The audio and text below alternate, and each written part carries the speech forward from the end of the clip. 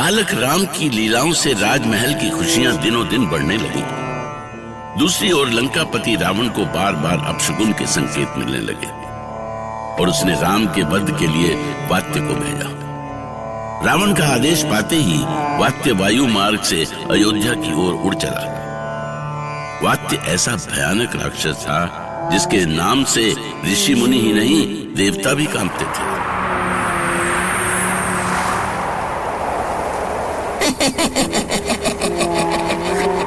मरने के लिए तैयार हो जा, मैं वात्या तेरा काल बनकर आ रहा हूँ। पर जब अयोध्या पहुंचकर वात्या ने बालक राम को देखा तो उसके आश्चर्य का ठिकाना न रहा।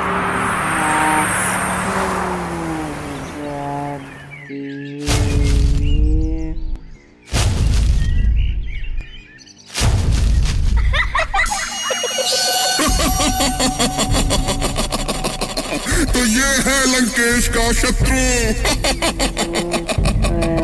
इतना नन्हा बालक और लंकेश का शत्रु। ये लंकेश का क्या बिगाड़ सकेगा? इसे तो कोई चुटकियों में मसल देगा, चुटकियों में। अरे ये तो खेलता हुआ इधर ही आ रहा है। तो मैं इस पेड़ की ओट के पीछे छुपकर इसकी प्रतीक्षा करता हूँ। अरे वो देखो, कुमार कहाँ भागे जा रहे हैं। जब से चलना सीखा है तब से हम सारे इन्हीं के पीछे भागते रहते हैं। मुझे तो चारों कुमारों के पीछे भागते हुए इतना अच्छा लगता है कि ना खाने का ध्यान रहता है ना पीने का। आश्चर्य है, इस बालक को मुझे देखकर डर नहीं लग रहा। अरे इसने तो मुझे मारने के लिए तिनका उठा लिया। मैं तुम्हें मार दूंगा दत्या। तो ये लो, देखो मेरा बॉल।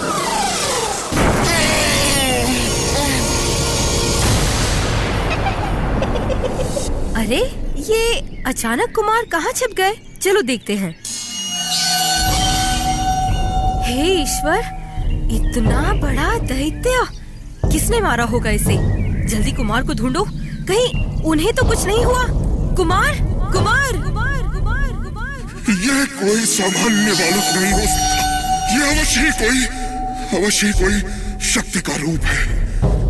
जो बालक रूप धरकर यहाँ रह रहा है। कुमार, कहाँ है कुमार? कहाँ छिप गए थे नटखट? चलिए, पता नहीं ये कौन दैत्य है और इसे किसने मारा। चुनैना, चुनैना, इसे हमने मारा। सुना तुमने राम लला ने क्या कहा? कितना मीठा बोलते हैं ना राम। तुम राम थे। मेरा जीवन धन्य हो गया प्रभु। आपने इस शापित जीवन से मेरा उद्धार कर दिया। उद्धार कर दिया प्रभु, उद्धार कर दिया। बालक राम ने खेल ही खेल में वात्या को मार दिया, पर मरते हुए वात्या के शब्दों ने माता पार्वती को घोर आश्चर्य में डाल दिया। ये क्या कहा वात्या ने, और ऐसा क्यों कहा उसने?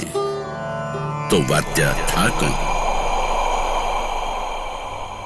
स्वामी, ये क्या हो रहा है धरती पर? मुझे तो कुछ भी समझ में नहीं आ रहा है। क्या हुआ देवी पार्वती? आप इतनी चिंतित क्यों हैं? धरती लोक में ये सब क्या हो रहा है? राम अपनी लीलाएं कर रहे हैं देवी। वो धरती पर प्राणियों का उद्धार करने ही तो गए हैं। पर रावण का दूत वात्या? वात्य एक ब्रह्म राक्षस था जिसकी मुक्ति राम के हाथों ही होनी थी।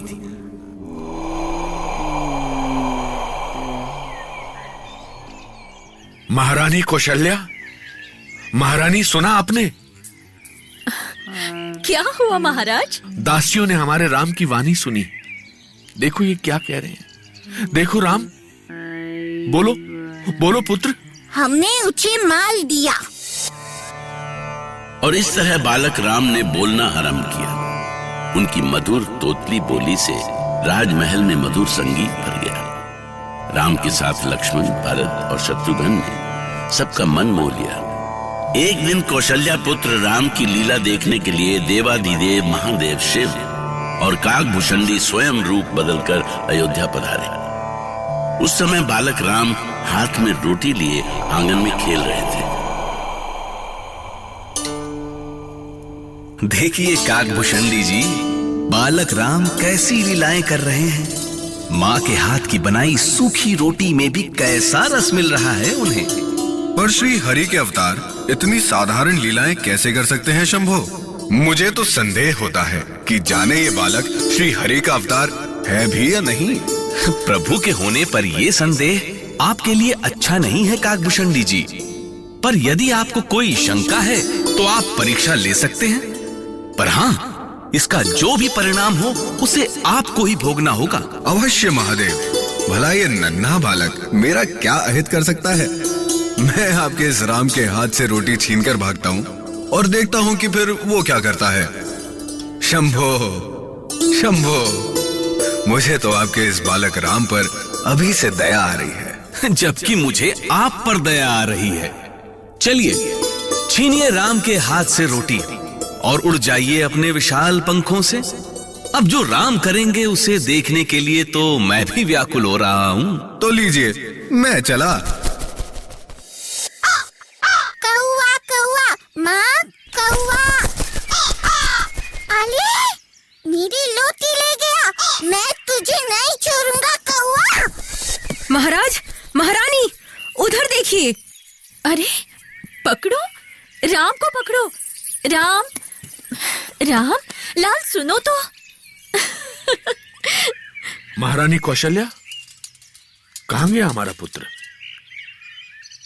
ये सबके रहते वो एक कौवे के पीछे भाग निकला और कोई उसे पकड़ नहीं सका। मैं समझ नहीं पा रही महाराज कि हमारे नन्हे से राम ऐसे कैसे भाग सकते हैं। हाँ, अभी तो उन्होंने चलना सीखा है, फिर वे कहां चले गए? अभी तक कोई दासी राम को लेकर लौटी क्यों नहीं?